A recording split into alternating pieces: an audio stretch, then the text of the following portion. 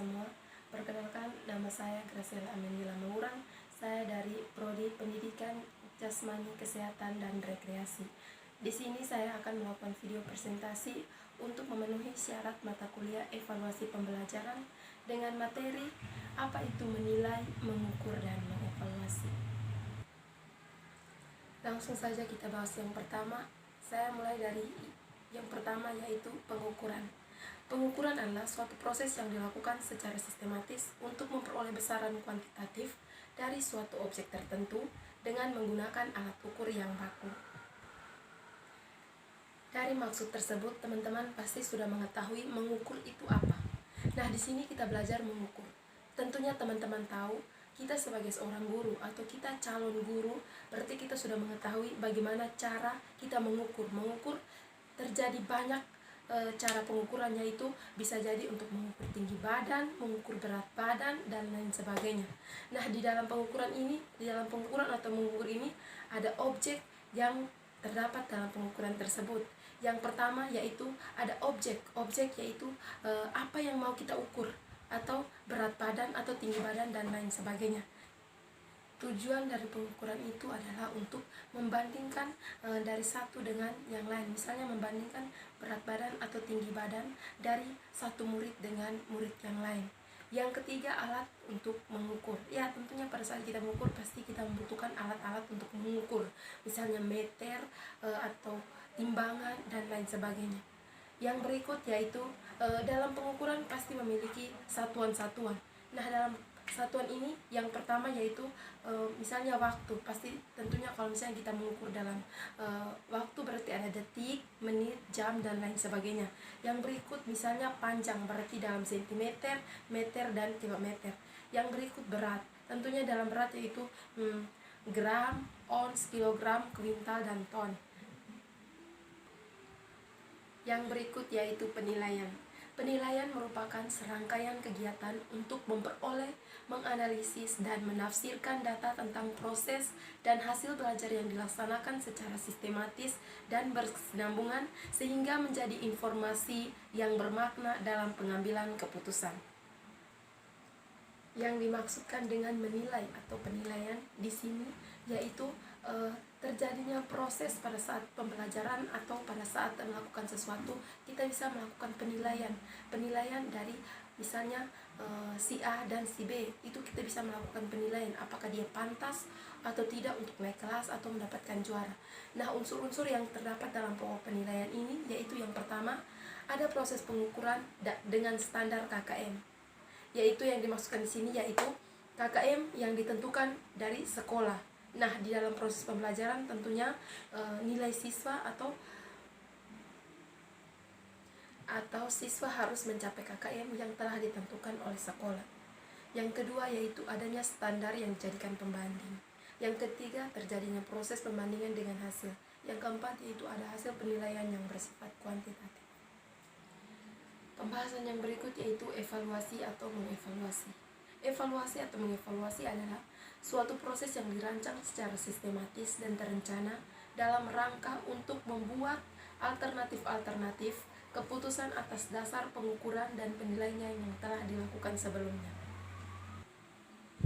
Nah, di sini kita bahas yaitu mengapa perlu penilaian. Teman-teman tentunya tahu di suatu sekolah tentunya ada penilaian yang dilakukan oleh guru. Nah, penilaian ini yang pertama yaitu bagi siswa. Bagi siswa yaitu bertujuan untuk memberikan informasi sejauh mana siswa menguasai bahan pelajaran yang diberikan guru, sehingga dengan informasi tersebut dapat mengambil langkah-langkah yang sesuai dengan kemampuan yang dimiliki oleh siswa tersebut. Nah, dalam kemampuan siswa ini ada dua kemungkinan, yaitu yang pertama hasilnya memuaskan dan yang kedua yaitu hasilnya tidak memuaskan. Hasilnya yang memuaskan misalnya nilai siswa atau kelakuan siswa di sekolah bisa sampai pada ketentuan yang dimiliki oleh sekolah tersebut. Yang kedua yaitu hasil tidak memuaskan. Hasil tidak memuaskan yaitu nilai siswa atau sikap siswa atau apa yang dimiliki, kriteria yang dimiliki oleh siswa tidak sesuai dengan yang diharapkan oleh guru atau tidak sesuai dengan ketentuan-ketentuan yang telah diberikan oleh sekolah. Makna penilaian bagi guru. Yang berikut yaitu makna penilaian bagi guru. teman-teman tentunya tahu makna penilaian bagi guru ini juga sangat penting. Yang pertama yaitu keadaan materi pembelajaran. Hasil penilaian memberikan gambaran tentang daya serap siswa terhadap materi yang diberikan guru. Makna penilaian bagi guru ini kita tahu bahwa bertujuannya untuk memberikan guru supaya guru juga bisa mengetahui bagaimana keadaan siswa atau bagaimana daya tangkap siswa terhadap materi yang diberikan. Yang berikut yaitu keadaan metode pembelajaran. Yang dimaksud dengan keadaan metode pembelajaran yaitu hasil penilaian menunjukkan sesuai tidaknya metode yang digunakan. Yang dimaksudkan ini adalah penilaian bagi guru adalah supaya guru bisa mengetahui metode yang guru berikan itu sesuai tidak dengan murid-muridnya, sehingga murid-muridnya bisa mengerti atau tidak. Jika murid-muridnya tidak mengerti atau tidak memahami materi yang telah diberikan oleh guru, maka guru tersebut bisa mengubah cara mengajar atau bisa mengubah metode pembelajaran dari yang sebelumnya menjadi yang berikutnya agar siswa bisa mengerti materi yang diberikan oleh guru tersebut. Yang berikut yaitu keadaan siswa. Hasil penilaian memberikan informasi kepada guru perihal kemajuan belajar setiap siswa. Nah, di sini kita tahu bahwa setiap murid harus adanya penilaian dari guru sehingga guru bisa mengetahui bagaimana atau sudah di mana tingkat kemampuan daripada siswa tersebut, sehingga guru bisa mengambil tindak lanjutan untuk menilai perkembangan dan kemampuan dari siswa tersebut. Yang berikut yaitu makna penilaian bagi sekolah, yakni memberikan gambaran tentang sekolah. Yang pertama yaitu lingkungan belajar. Nah, di sini berbicara tentang lingkungan belajar, tentunya kita harus mengetahui lingkungan belajar sekolah itu bagaimana supaya siswa bisa senang mengikuti pelajaran di sekolah tersebut. Jika dengan lingkungan yang nyaman, yang bersih, yang indah, pasti murid-murid bisa nyaman dalam pelajaran tersebut. Begitu juga sebaliknya, jika lingkungan sekolah kurang nyaman, pasti murid-murid tidak suka belajar. Atau yang berikut yaitu mengapa guru melakukan penilaian. Dari pertanyaan ini kita sudah tahu. Yang pertama yaitu mengetahui tingkat keberhasilan siswa. Yang kedua yaitu mengetahui kesesuaian materi yang diberikan. Yang ketiga yaitu mengetahui keberhasilan penggunaan metode. Yang keempat, memberi informasi pada orang tua, memberikan informasi kepada kepala sekolah, dan memberikan informasi kepada pihak luar, BP, dan staf pengajar yang lain. Dari penilaian, apa yang dinilai? Apa yang dinilai yaitu yang pertama pengetahuan, keterampilan, dan sikap. Yang berikut yaitu bagaimana cara guru menilai. Bagaimana cara guru menilai ini? Yang pertama yaitu dari pengamatan. Dari pengamatan setiap guru, tentunya guru bisa tahu bagaimana sikap dan tingkah laku siswa atau keadaan siswa tersebut. Yang berikut yaitu pertanyaan secara lisan. Nah, pertanyaan secara lisan ini bertujuan untuk mengetahui apakah pada saat dalam proses pembelajaran siswa tersebut ada konsentrasi dengan guru atau dengan mata pelajaran yang kita berikan atau tidak. Yang berikut yaitu pertanyaan secara tertulis. Nah, pertanyaan secara tertulis yang kita lakukan di sini atau yang guru lakukan di sini juga untuk menilai kejujuran pada siswa tersebut. Misalnya pertanyaan secara lisan kita berikan, tapi murid-murid menyontek atau tidak jujur, berarti itu juga salah satu sikap yang kurang baik dari siswa tersebut. Yang berikut yaitu tugas. Nah, tugas di sini yang kita berikan yaitu untuk bertujuan untuk mengetahui apakah di rumah siswa mengulang kembali pelajaran yang kita berikan atau di rumah siswa belajar atau tidak belajar. Dengan kita memberikan tugas, pasti tentunya kita tahu dari situ. Yang berikut yaitu ujian. Nah, dengan ujian ini pada ujian ini mengetahui tingkat akhir kemampuan siswa tersebut di mana. Berikut yaitu alat-alat penilaian. Alat-alat penilaian yang pertama yaitu tes. Tes merupakan alat atau suatu prosedur yang digunakan untuk mengetahui atau mengukur sesuatu dalam suasana, cara, dan aturan-aturan yang sudah ditentukan. Berdasarkan fungsi dari tes tersebut bisa dibedakan. Yang pertama yaitu tes penempatan, yang kedua tes formatif, tes sumatif, dan tes diagnostik. Tes penempatan. Tes penempatan ini adalah tes yang digunakan untuk mengukur kemampuan dasar peserta didik yang dapat digunakan untuk meramalkan kemampuan peserta didik pada masa mendatang, sehingga kepadanya dapat dibimbing, diarahkan, dan ditempatkan pada bidang yang sesuai dengan kemampuannya. Yang kedua yaitu tes formatif. Yang dimaksudkan dengan tes formatif di sini adalah tes yang dilaksanakan secara periodik selama proses belajar mengajar yang mencakup suatu atau lebih unit pengajaran yang telah diajarkan dengan tujuan untuk mengetahui keberhasilan dan kegagalan dalam proses pembelajaran sehingga dapat digunakan untuk perbaikan dan menyempurnakan. Yang berikut yaitu tes sumatif.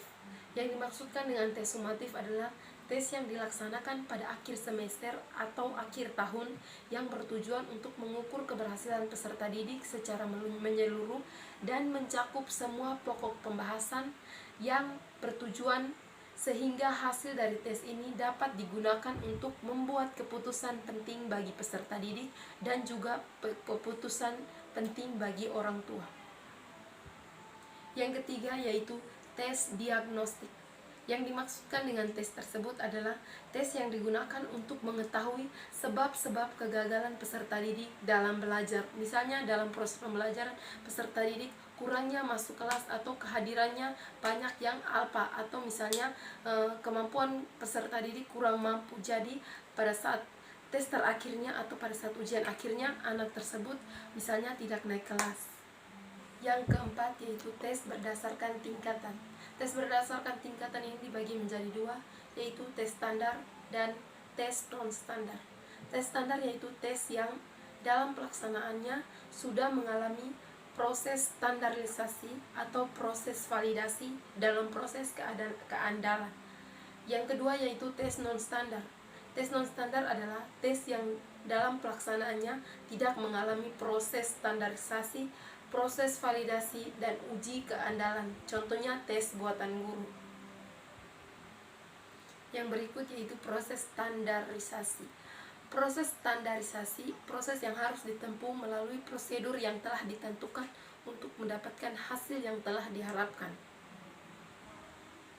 Yang berikut yaitu tes yang valid. Tes yang valid di sini adalah tes yang mampu menilai apa yang seharusnya dinilai, yaitu jitu tepat sasaran, cermat melalui proses yang panjang, misalnya ada uji coba, analisis, revisi, atau perbaikan. Yang berikut yaitu tes yang terandal. Tes yang terandal yaitu tes yang teliti dalam pengukuran atau cermat dalam pengukuran. Yang berikut standar yang digunakan. Standar yang digunakan yaitu yang pertama acuan norma atau kelompok. Dalam acuan norma atau kelompok ini, penilaian dilakukan dengan mengacu pada norma atau kelompok tersebut. Yang berikut yaitu acuan patokan. Acuan patokan di sini adalah penilaian yang mengacu pada suatu kriteria pencapaian tujuan yang telah ditetapkan. Tes berdasarkan bentuk. Tes berdasarkan bentuk ini yang pertama yaitu tes tertulis. Tes yang termasuk dalam tes tertulis ini yaitu yang pertama esai. Tes yang berbentuk pertanyaan tulis yang jawabannya merupakan karangan atau kalimat yang panjang atau kalimat yang sesuai dengan apa yang dipertanyakan. Yang kedua yaitu objektif. Objektif adalah tes yang berbentuk pertanyaan tulis yang dibuat sedemikian rupa sehingga hasil tes tersebut dapat dinilai secara objektif oleh siapapun yang menghasilkan skor yang sama. Yang berikut yaitu tes lisan atau tes tanya jawab, tes tindakan atau praktek atau keterampilan. Non-tes. Non-tes yang pertama itu skala bertingkat atau rating scale, yang kedua kuesioner, yang ketiga daftar cocok atau daftar cek atau checklist, yang keempat yaitu wawancara, yang kelima pengamatan, dan yang keenam riwayat hidup. Sekian hasil presentasi saya. Memohon maaf jika ada kata yang kurang berkenan atau kata yang kurang dimengerti oleh teman-teman semua. Saya memohon maaf yang sebesar-besarnya. Terima kasih.